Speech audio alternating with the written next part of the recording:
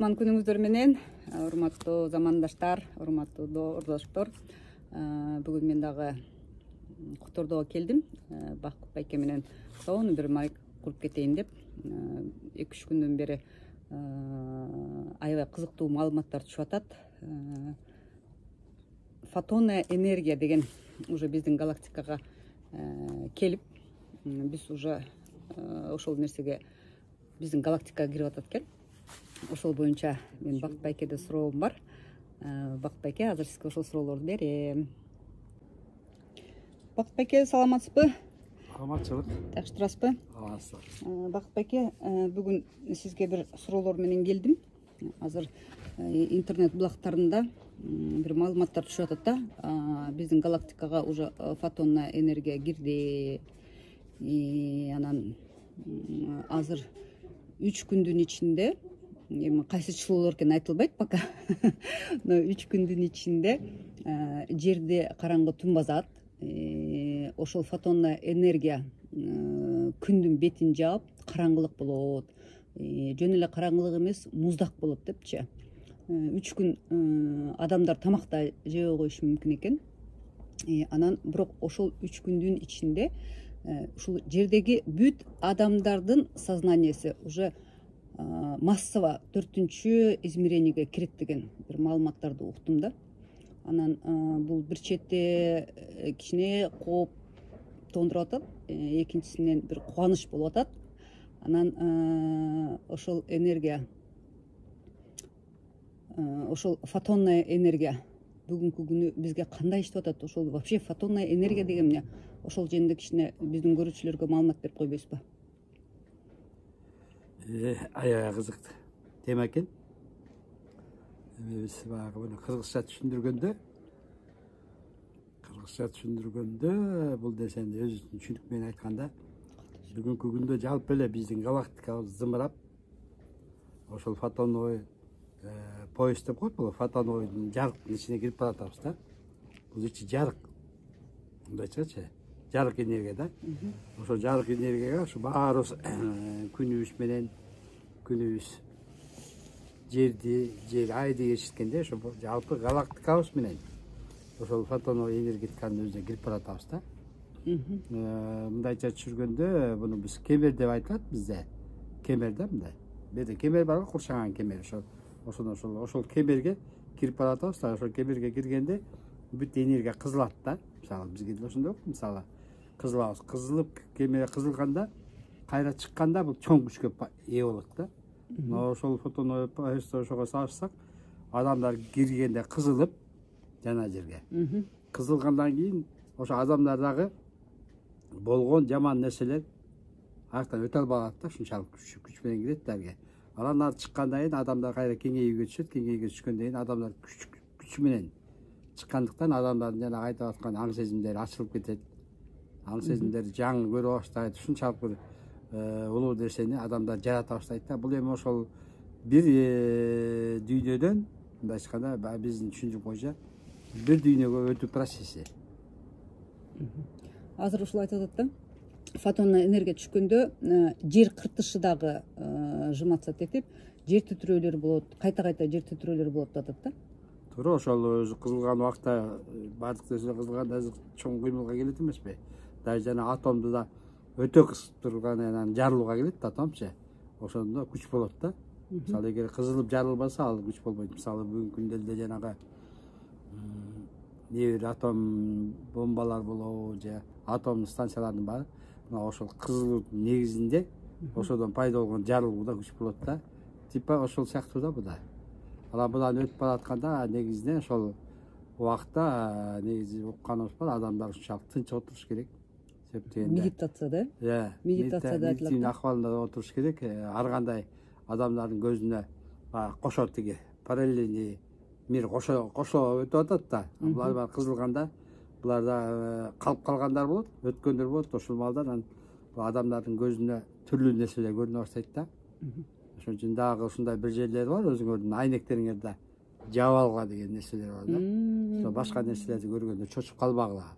Азыр силер тааныш эмессиңер булар менен деген да нерселер бар да, билдирип турган.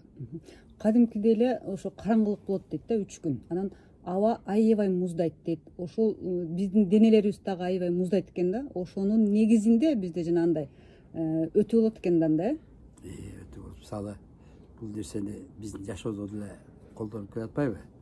Мисалы адам жана айыкпаган оорулар менен айыгаткан, буну баарына жазбай берди деп айтпайбыз, просто буну да аян менен көрүп айтыш керек. Мисалы туруп эле баня ысыкка киргизет да адамдычы. Ой ысыгандан кийин адам кайра алып чыгып эле муздакка салат да. Ошондо адамдын денесинде ар бир клетканын өзүндө өзгөрүү болот да. Резко өзгөрүү болот да. Мисалы ушул эле сахарный диабеттин жана биринчиси типке аякпайт да. Себеп дегенде бул клеткалар баягы инсулин бөлүүчү клеткалар өлүп калган болот да. Жанагы киргенде расширение болуп баягы ошол уйку акыбалындагы же жабылып калган нерселер ачылып кетет да. Бул да аябай чоң бир жаңылык да. Ошол сыяктуу эле биз да ошондой нерседен бир суугу болобу, ысыгы болобу, ошодон өтүшкө туура келет. Сознаниябыз, аң сезимибиз өзгөрүш үчүн. Биз ошондо элдин жалпы аң сезими 4-чү измерениеге өткөндөн кийин анан барып 5-чи измерениеге киребиз да. Же выборочно адамдар уже 5-чи измерениеге кирип атабы? Азыр ой менен энергия тартып кирип атат. 5 эмес 6-7ге чейин кирип кетип атат адамдар. Ошондой адамдар барбы? Бирок өздөрүнүн денеси менен өтө элек. Ойдун күчү менен же болбосо өздөрүнүн жаратмандык күчү менен, кыялдануу менен кирет да. Ошон үчүн биз элге айтып атканыбыз кыялдануу деген курал да, мисалы. Кудайдын берген сага куралы. Ошо кыялдануу, көбүрөөк кыялдангыла. Анткени өзүңөргө жеңилдик болуп, ошол энергетиканы кандай болсо да, ошол энергетиканы тарта баштайт өздөрүнөчү. Анан кийин өтүүгө келгенде бул жана кызылбай, кыйналбай өтүп кетишкендер болот да. Ошон үчүн кыялдануу бүгүнкү күндө мындай айтканда фантастиканын күчтүү болуш керек да.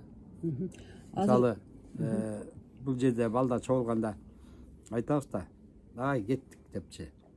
Анан барабыз да, ар кимге ардекени жаратасыңар дейт. Анан бирөө барат да шаарды жаратып салат, бирөө өзүнө бирдеке жаратат, ар ким жаратат да.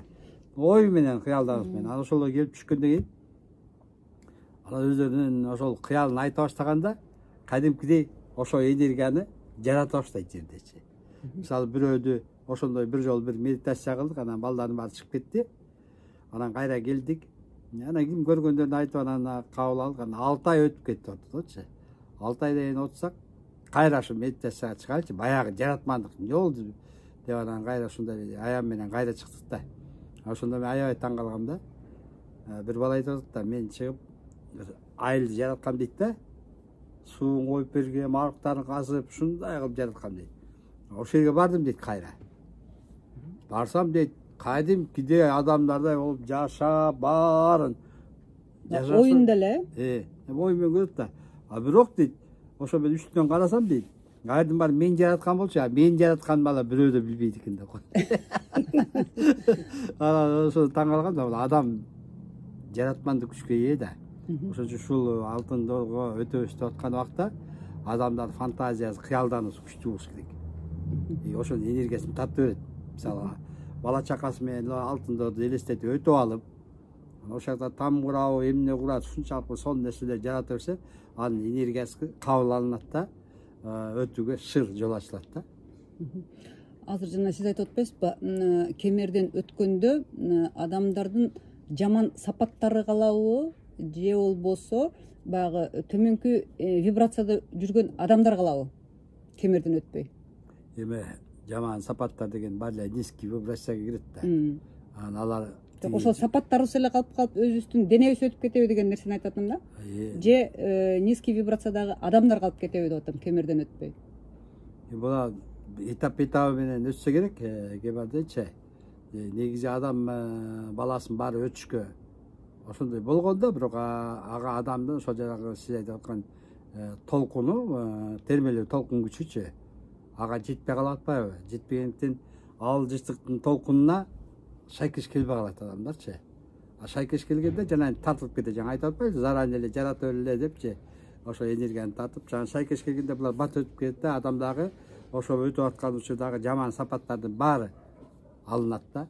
Мисалы азыр ошо адамдагы жаман сапаттарды алыш керек болуп атпайбы? Ошон үчүн жанагы 2 күн чыгат дегенде ошодон 7 ай чыгат дегенде ошол 7 ай кийинчерээк чыгат атат. 2 күн чыкканда адамдын ички дүйнөсүндөгү деги эле жаман нерсе калбайт деп атат да. Мне кажется, ошо фотоновый поездди басасыз го, ошодон өткөндө бир 2 күн болот. Жакта ошол жөнүндө айтып атат да, 3 күн караңгылык болот депчи. Демек, если 3 күн караңгылык ушу жер жүзүндө физический болобу же адамдын өзүндө болобу вообще? Жок. Физический болобу? Физический болот. Физический жерде ушундай. Жер баары өтөбүз да, баары ушундай. Как физический барып өтөбүз да. Ошондо айтылат да, берилген маалыматтачы, ошол 3 күндөн кийин дейт, ошо 3 күндөн кийин 3 күндө адамдар даже баса албай калышат экен да, физически уже баспай калышат экен, өздөрү эле уже басайын деп баспай калышат экен, ошондой состояниеде болушат экен. Анан баягы элдин баары ооруп аткандай состояниеде болот дейт да. Ошондой состояниеде болот дейт. Бул жана терс мүнөздөрүнөн кутулуп аткандыктан ошондой болот да, эми жаңы энергияга өтүп аткандыктан. Алмашуу болот да, энергия алмашуу болуп атат да. Мисалы адамда бизде деле бир чарчап калабыз же бирдеңке болуп, ушул элдикин тартып алдым жүгүн дегенде сөздөр болот го. Ошол сыяктуу эле биздеги ошол энергиянын баары чыкканда жаңы энергия отуруп алып күчтөнгөнчө адам алсырап калат да. Ушул жерде айтылып атат да, адамдар, ошо кээ бир адамдар ошо 3 күн бою уктайт экен да. 3 күн бою уктайт экен. Анан уже ойгонгондо уже кайра башкача болуп, уже сознаниясы алмашып турат экен да. Анан 3 суткадан кийин дейт 24 саат бою жапжарык болот экен, караңгы кирбей.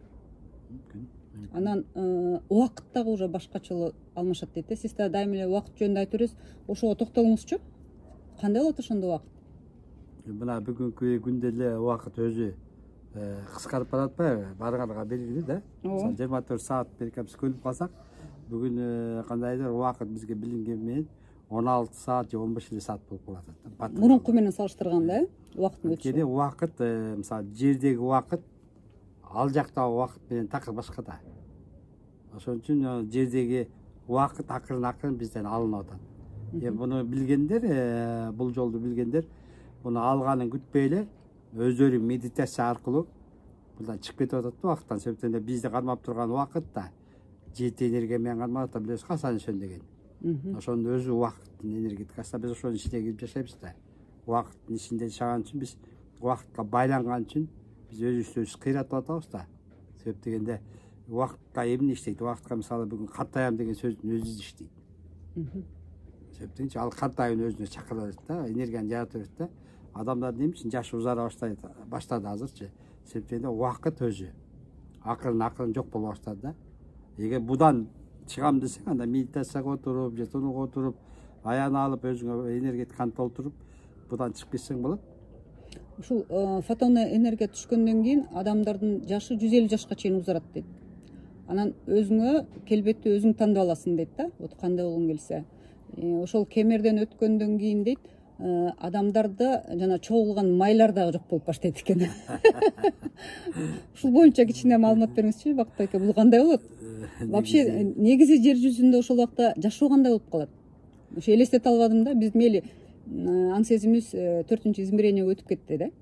Анан бул эми жер жүзүндө биз тирлик кылып атабыз, бизнес кылып атабыз дегендечи, акча таап атабыз. Анан 4кө өткөндө ал кандай болот? Бизнестерибиз кандай болот? Биз азыр ушундай ойлоп атабыз да. Баарыбыздын оюбуз да ушундай да. Кандай жашоо болот? Өлүп калам аякта, тамак ичпесем эмне болот? Анан кантип эле мен ошол сулуу болуп кетем деген нерселерди адам болгондон кийин биз жерде ошол менен тарбияланып калганбыз да. Ал жака өткөндө айтып атпаймынбы, кристальский денеге өтөсүңөр, бул нур дене деп коет да. Биологический энергия калат деп. Мисалы үчүн биологический энергия калгандан кийин адамда оору эчтеке калбайт да. Себептен баарыбыз биологический энергияга байланыштуубуз да. Ошентип эле ошол тияка өткөндөн кийин сиздин естественный сулуулук деп коет да адамдагы. Өзүң жаратып алган деген мага аябай жакты. Ошондой эле болуп адамдар өзүнүн жердеги маскасын сыйргандай болот да. Ал жакта баары эле нур да. Нур адамдай болот да. Анан ал аяка бүгүнкү жердеги муктаждыктардан биз байланып калганбыз да. Эмнеге болсо байланып атпайлыбы? Алардан биз чыга баштаганда эчтеке байланбай калабыз. Ошол эле тамакка байланып алсак, тамак ичпей калабыз. Потому что ошол калорияны, керектүү калорияны биз тиги прана аркылуу же ошол энергетика аркылуу өзү ала баштайбыз. Витаминдерди да ошол энергиядан аласыңар деп Бүт ошо калориядан алабыз. Ошо калорияда баары бар да. Абада бар, аякта, суусунда бар, ушундай сыяктуу да. Бирок адамдардын денеси, клеткалары 15 жылдын ичинде өзгөрөт дейт да. Демек 15 жылга чейин биз кийим кийишибиз керек да. А кийим алыш үчүн акча керек. Акчаны алыш үчүн бизнес керек дегендей. Мына ушуга эле бир пример келтирели да. Мына жаныбызда отурган Гүлмира кызы. Гүлмира да. Ошеге мен айткан келгенде айткан болуш керек, биринчи өзүңөрдү сүрөткө тартып алла келгенде деп айткан жокмун. Анан кийин 4 күндөн кийин кайра тартпа депчи. Мына ошол келип өздөрүнүн 4 күн мурунку эле сүрөттөрүн өздөрү тартып алып, өздөрү көргөндө булар өздөрү байкай баштайт, какой-то нурга нур чачырап атканчы, билбейчи. Анан булар байкабаса да үйүндөгүлөр айта баштайт. Апа, өзгөрүп кетсиң го, эмне болуп кетти деп. Мына ошондой өзгөрүүнү булар ала башташат да. Анан ошондо өзгөрүп баштайт, бат-бат өзгөрүп кетишет да. Мен өзгөрүп атамбы байке, канча айдан бери эле жүрөм. Сизди бүгүн мен көрүп алып жана 6 класста окуучу экен деп кеттим. Мага эмне келатыр деп го. Түз келе алсаң. Көчөдөнбү? Анан кийим боюнча 15 жылда денебиз өзгөрүп атса, клеткалар өзгөрүп атса, кийим кийишибиз керек да. Жанагы эле суроо. Сөзсүз, бирок кийимди биз нурдан кийип калабыз да. Ал 15 жылдан кийин да. Эми ал 15 жылга чейин жетишти, анда мындай да, сиз өткөндөн кийин өзүнчө бир дене башкача энергия өтө баштайсыз да. Анан убактылуу, мисалы мындай деп атпайбы? 2 тамың болобу, 3 тамың болобу, же болбосо тиги ата тегиңен келе аткан байлык болобу. Булардын баары кыйыш кыйын да. Анан ошо айтып атат да, силерге өзүңөр баарын таратып бергиле депчи. Баягы өзүңөр жүк болбосун депчи. Анан бирөөдү алып өткүлө, пока силер ошого калыптанмайынча, анан өзүңөр жаңы жашоо баштамайынча силерге ал керек деп атпайбы. Башта ошондой бир нерселер каралат, биз баягы өтүп кеткенче ал нерсе каралып турат да. Пока биз сиңип кетмейинче ал нерсе болот. 15 жылда болобу, 1 жылда болуп кетеби. Баардыгы биздин аң сезимден. Аң сезим аябай өзгөртөт да. Жок, ушул аң сезим азыр аз-аздан эмес, жанагы 3 күн караңгылык болуп фотон энергиясы түшкөндө, келгенде, кемерден өтүп атканда элдин баары өтүп атпайбы? Демек башка сознание менен өтүп атабыз да, туурабы? То есть 3 күндөн кийин ойгонгондо биз уже башка сознание менен ойгонуп атабыз. Ошол убакытта эле жанагынча байлыктын кереги жок болуп калабы? Аны бирөөгө таратып берелик десек, алар деле өтүп кеткен болот ошол измеренияга. Аларга деле кереги жок болуп калса керек. Жок, баары тегиз өтпөйт да. Отчомдо ошончо калтырып, бирине бири калтырып, баягы адамдар баары бирдей жашайт, баары тегиз жашайт деп атпайбы? Азыр ушудан башталат да баары. Баарын таратып бере баштайт. Адамдар муктаждыктан чыгып атканда, мисалы, мен ушул токошту же конфетти же муктаждык жок болсо мен жебейм да.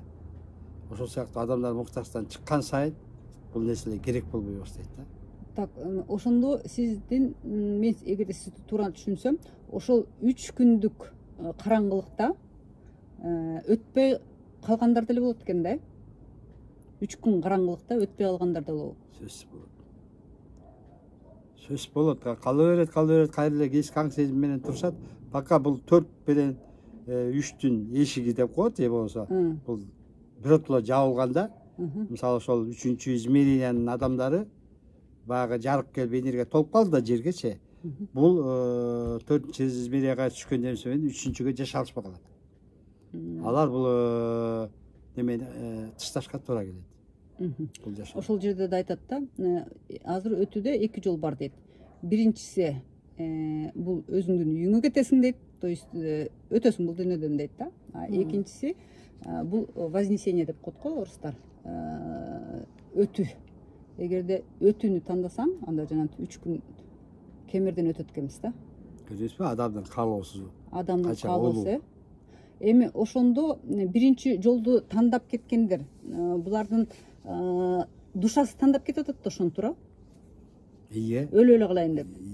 Үчүнчүдө калгандар Жок, ошолор айтып атат да, бул жерде ошо өтүүдө эми ушул азыр 2 жол болот, 3 жол болот дейт негизичи. Анан биринчи жолу өлүм аркылуу, то есть вознесение болбой тургандар өлүү жолун тандашат дейт да.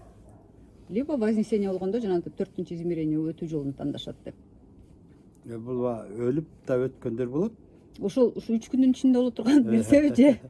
Бул Же шашпай боло турган нерсеби? шашпай, мисалы вознесение деген кайра жаралуу да. Вознесение деген бул жана 4-чү жыштыкка өтүү да жана кемер аркылуу. Тил менен кайра жаралуу да. Анан бул кайра Адамдын сезими жаралуу. Бүгүн сиз өтүп кеттиңиз да, мисалы. Өтүп кеттиңиз да. Өткөндөн кийин сиз аяка адаптация алганча дагы бир убакыттар керек. Ошо бир 15 жылдай адаптация болот экен да. Ким адаптация? Все равно мен ойлойм, ошо аң сезим чечет да.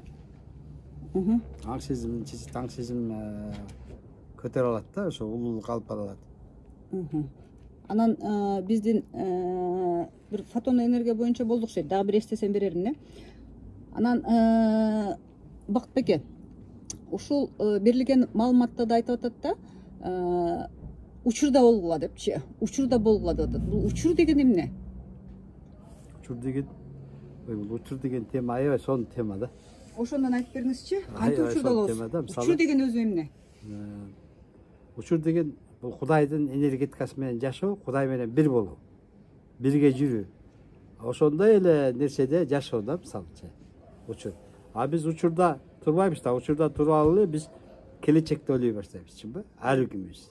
Ой, эми келечекти курабыз, же болбосо өткөн жакты сөз кылабыз. Биз ошондо Кудайдын энергетикасында болбойбуз. Бул чыгып кеткен болобуз да, чачырапчы. То есть ал убакта биз Кудайдан мындай айтканда үзүлүп калган убакыт болуп калат да. А качан биз учурда болгондо, биз мисалы бүгүн там салабыз десек, бүгүн сыра учур деген кандай? Отурдук, там салам дедим, сен ошо оюң менен салып саласың. Ойдучу. Мен эртең салат элем, анан кирпичин салат элем, анан мындай сосуп жүрбөйсүң да. Сен ошону оюң менен салып саласың, то есть анын энергетикалык каркасын тургузуп саласың, бул учур болот. Ал анан өзү кете берет. Бактбеке, ошондо азыр учурда жашаганда биз уже алдыга максат койбошубуз керекпи? 5 жылдан баламды үйлөндүрөм, балама квартира алып берем, же болбосо машина алам деген бир максаттарыбыз бар да жашоодо, туурабы? Ошондо биз учур менен жашаганда уже максатта койбой, кыялданбай да калышыбыз керекпи? Жок, учур менен жашаганда мындай да. Сен баарын болтуруп саласың да. Мен бүгүн эле баламды үйлөндүрүп койгом да. Үйлөндүрүп саласың. Үйлөнүп атат балаң. Үйлөндүрүп салам деген ой болбош керек. Сен капта үйлөндүрүп атасың. Тоюнда жүрөсүң баарын. Ошентип сен жанагы энергетиканы орнотуп атасың да. Ал боло берет азыр. Кыш койгондо акыры ал нерсе материализация боло берет да. Учурду кармоо Кудай менен бир болуу да. Азыр мен балам 20да да. Анан балам бир 5 жылдан кийин үйлөнөт да. Мен азыр, например, баламды үйлөндүрөм десем, 25 жаштагысын элестетишим керекпи? Же азыр 20 жаштагы эле баламды үйлөндүрө берейин кыялымда? Сен убакытка да байлап да аны. 20га чыгат, 27ге чыгат, 30га чыгат деп сен убакытка байлап да. Жөн эле ошону жаратып кой, болду, балаңы үйлөтүп аткан жап-жаш мойдон кылып, мына ден соолугу чың. Ошентип эле жаратып берсиңиз. Мисалы мына бүгүн деле келген элдер айтып атат да, баланча жерде жер титирип атат, же баланча жерде мындай болуп атат деди. Учур менен жашаган адам шак эле ошону ой менен эле жарата баштайт. Барып от чыгаса отту базат, жанагындай моундай немелер чыккан очоктор болсо, жаман очок, аларды база берет да. То есть учур деген бул моментально иштөө да. Моментально иш кылуу же моментально ошол нерсе менен болуу. Ошондо биз көп нерсени өзүбүзгө жабыштырбайбыз, көп нерсени өзүбүзгө тартпайбыз. Биз только жаратып жүрөбүз. Жакшы нерселер жазып аткенбиз да, значит. Сонун түшүнүктүү эле. Ошол учур деген нерсени мисалы бүгүнкү күндө учур деп коет, учур менен көбүнчө Кудай ким менен иштейт? Жаш балдар менен иштейт. Себептен эле билесиң, жаш балдар жыгылса да туруп кетет, неметкенчи, анткени алардын учуру үзүлбөй Кудай менен байланыш болуп турат. Аларда бизге окшоп там салам, окуй деп бир андай максаттар жок да. Ошон үчүн ошол ойлор аларча жалаң учур Кудайдын учурунда болуптан, ал ошол менен бир болот. Мисалы жаштын тилегин берет дегендей эле алардын немеси орундалып турат. Ошондо канча жаштагы жаш балдар? 7 жаштан башка 12 жашка чейин да. 12 жашка чейинки жаш балдар учурда болот, э? Калганда үзүлүп калат. Үзүлгөндө эмне болот? Учур деген бул биздин төбөбүздө турган энергетика. Анан ал үзүлүп калганда, ал акырын отуруп биз жамбаш деп коет го. Жамбашка барып уктап калат. Мисалы кыргыздарды жерге отургуш үчүн Биз баасы аламдан келген жандарбыз. Кыргыздарды жерге отуруш үчүн кыргыздар да айтат, атка анан куш берип, жерге көндүрүп байлаган дейт да. Ошол жерге да бир көнгөн эмес да. Ошол сыяктуу эле ошол адам учурунун үзүлүп калгандан кийин адамдын учуру уктап калат. Ошондо сиз айтып аткан азыр кундалини, энергия кундалини дегенби? Ие, ошол башка йогтордо, башка илимдерде бул ошону көтөрүшүп атпайбы төбөсүнөчү. Ооба. А бизде да ошол учурду көтөрүү да. Мисалы, учурду канчалык биз көтөрүп бириктирип алсак Кудайдын учуруна, биз баягы эле жаш балдарда айдешол Кудайда да кызматыбыз болот, биз Кудай менен бир болобуз да.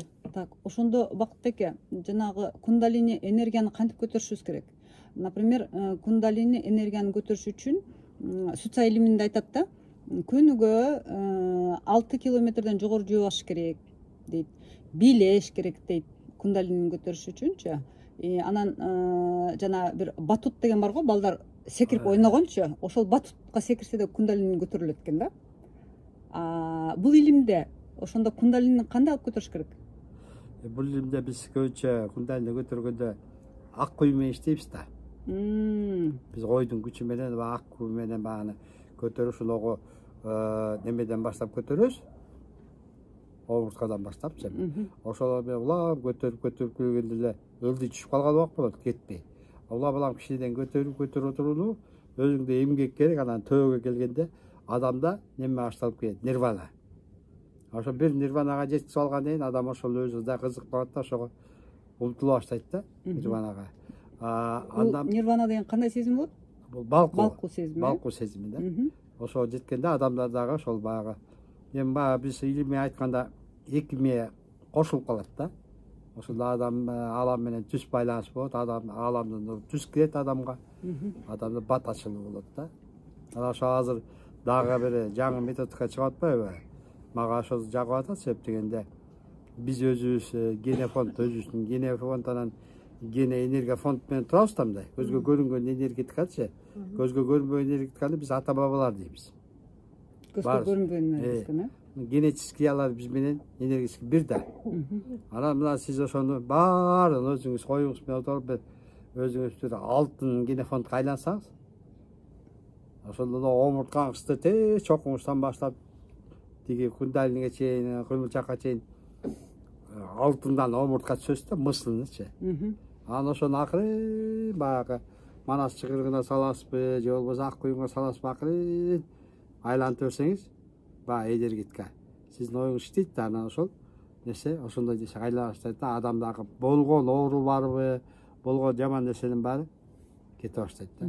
Сиз азыр айтып атасыз, ошол алтын генофонду элестетип алып, ата бабаларды элестетип алып депчи. Негизи биз реинкарнация болуп кайта бул жашоого келип атабыз да, жер жашоосуна. Ошондо ошол ата бабаларыбыз деле биз өзүбүзбүз да. Туура.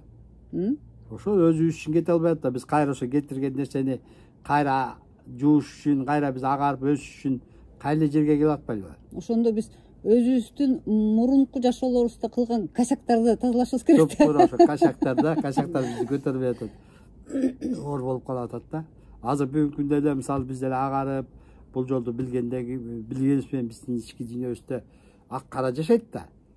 Анан карага берилип каласың, баланы урушасыңбы же бирөөдү урушуп каласың деген билбей эле биз чыгара алабыз да. Анан мындай болуш керек да, азыр адамдар осознанно баарын билиш керек да. Мисалы чыкты оозган жаман сөз, кайра ал баягы катып же чоңое электе аны жок кылыш керек. Кечирим сурап. Не только кечирим сурап, оюңуз менен эле сүйүү, мээрим менен жууп таратып берсе, мисалы калың булут турса, бир булутту мынтип жайып ак булутка айландырып дегендей, ошондой нерселерди иштей салыш керек. Ошондо бул кайра өзүңө келбейт да. Эмесе ар бир энергетика өзүңө келет да, бумеранг сыяктуучу чагылышып элечи. Ошон үчүн муну да азыр биз үйрөнүшүбүз керек. Эгер андай кетип калса, ошол нерсени бат эле жок кылганга. Карасаңыз, азыр жана берилген информацияда мынтип айтат да. Азыр балдар шырылып өтөт депчи. Жана кемерден балдар шырылып өтөт дейт да. Ошондо эгерде балдар шырылып өтүп кетсе, алар дагы мурунку жашоолорунда кылган косяктар эмне болот? Алар да мисалы сразу күлүп түшөбү кемерге келгенде. Көп асоска келип аткан балдарда эч кандай косяк жок да. Жаңы балдарда. Буларды жаңы энергетика менен салып, буларды мисалы өткөрүүчү күч өткөрүүчү күч дегендей да булар келгенде мисалы эмне үчүн булар келгенде азыр жаш балдардын барып ата эненин сөзүн укпайт. Ыйласа да өзүнүкүн бербейт көбүнчө. Башкача го деги эле ата эненин жолуна түшпөй атпайбы балачы. Себептен булар келген программа башка программа да. Булар бизге окшоп атасы же апасы бирдеке кылып үйрөтүп койсо ошону ээрчип калбаш керек да. Булар өзүнүн немеси менен чыгат. 2000ден беркилерби ошондо? 2000-жылдан бери төрөлгөндөрбү? Же андан кийинкилерби? Ошодон бери эле го дейм. 2000ден берки балдардын баары. Бирок алардын ичинен деле неметип кетип атат, ээрчип адамдар ээрчип кетип атат. А кээ бирлери вообще эле бербейт. Анан эми бул азыр но фотоновый поезддон өтсө булар как свой энергия болуп калат да, аларга свой энергияда өтүп кете берет. Беркилерге кыйын болуп калат. Азыр ушуну айтып атат да, фотоновый энергия түшкөндө жана убакытта өзгөрүп атпайбы? Убакыт дагы өзгөрөт дейт да, анан кийин биз 1 минуттан ичинде 3-4 жолу дем алат экенбиз да. 3-4 жолу дем алат экенбиз. Анан кийин энергия адамдын башына 7-чи чакрасынан кирет деп. Так эле 7-чи чакрасынан кирип атат го энергия, бирок жана сиз айткан сөз мисалы мындай эле алып көрөлүчү, мага жакшы, азак сөз жакты. 3-4 жолу 1 минутта канча дедик? 3-4 жолу дем алып жүрөт экен адамчы. Бул көппү азбы? Билбейм. Аз болот. Аз болобу? 1 минутта көп жолу дем аласың? Ошо канча аз дем алса да, мисалы ташбака 400 жыл жашайт. Ит болсо 17 жыл жашайт. Адам средний 70-80 деп коелучу. Булардын баары дем алууга байланыштуу да. Ошол азыр сиз айтып аткандай ошол ташбака канчалык жай дем алат экен да, 1 минутта канча дем алат билбейм, но ошол себептен алар 400-500 жыл жашайт экен да.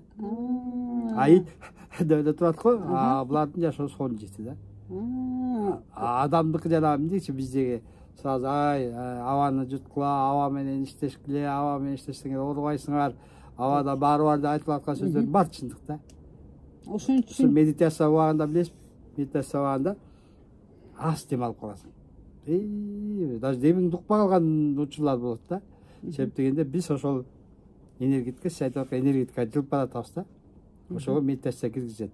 Бирок буга буну көп түшүнбөй, мисалы адамдар Кытай тарапта бир убакта жалаң адам жегич болуп кетишкен. Себеп дегенде бир кандай оору экенин билбейм.